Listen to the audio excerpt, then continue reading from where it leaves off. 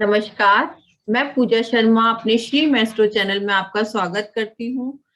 आज मैं बात करूंगी कि हम जिस घर में रह रहे हैं, जिस मकान में रह रहे हैं, जिस बिल्डिंग में रह रहे हैं, तो वो किस ग्रह को रिप्रेजेंट करता है। कि जैसा हम हमारी कुंडली होगी उसी तरह का हमारा घर होगा।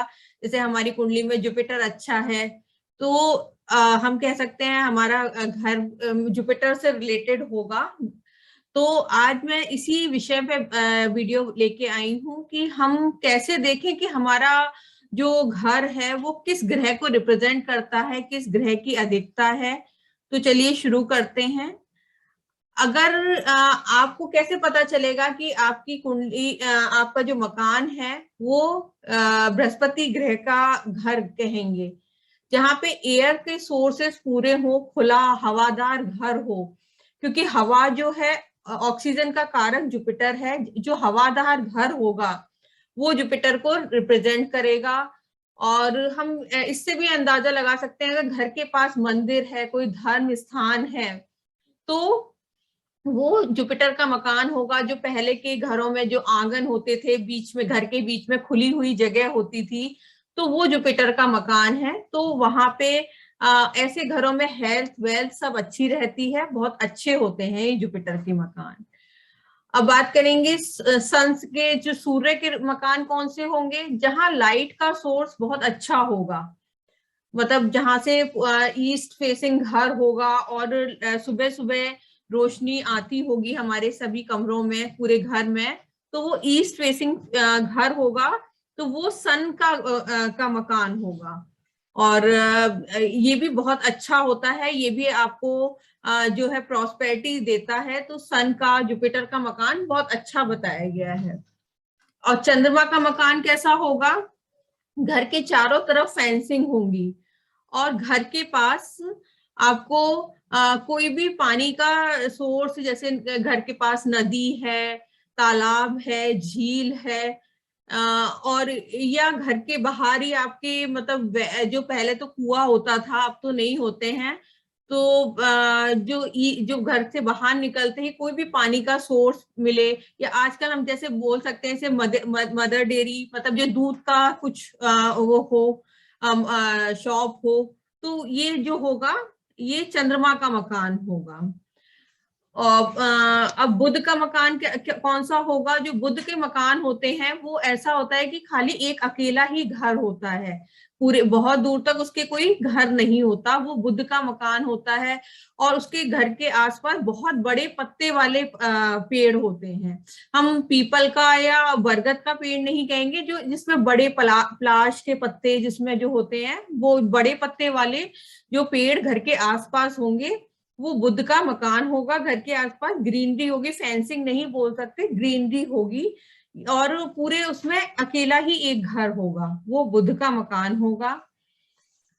अब शुक्र का मकान, शुक्र का मकान जो है घर, शुक्र जो है मिट्टी को रिप्रेजेंट करता है। तो घर के आगे गार्डन होगा, मिट्टी होगी, और बहुत लग्जरियस हाउस होगा। शुक्र लग्जरी का भी कारक है, तो सारी लग्जरी की चीजें, मतलब लग्जरियस हाउस, बहुत अच्छा वेल मेंटेन घर जो होगा वो शुक्र का होगा। लेकिन मिट्टी जरूर होगी घर के आगे, गार्डन होगा, तो उसे हम शुक्र का मकान कहेंगे।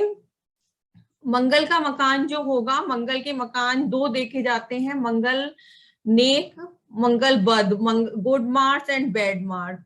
गुड मार्स का जो मकान होगा वो सूर्य, बृहस्पति और चंद्रमा जैसा होगा। उसकी सारी क्वालिटीज जो हैं मंगल अच्छे जो नेक के मकान में होंगी। और मंगल बद का मकान जो होगा वो बहुत ही खराब होगा। एक तो साउथ फेसिंग घर होगा, घर के पास के ऊपर किसी भी बड़े पेड़ की छाया, जैसे पीपल का पेड़ हो गया, या उसकी छाया आती होगी। घर के पास मतलब जो कसाई वगैरह होते हैं उनकी शॉप होगी, या घर के पास शमशान होगा, घर के पास जो नाला होगा, घर के पास एक ऐसे पर्सन रहते होंगे जिनकी खाली बेटियां ही बेटियां हो, बेटा ना हो।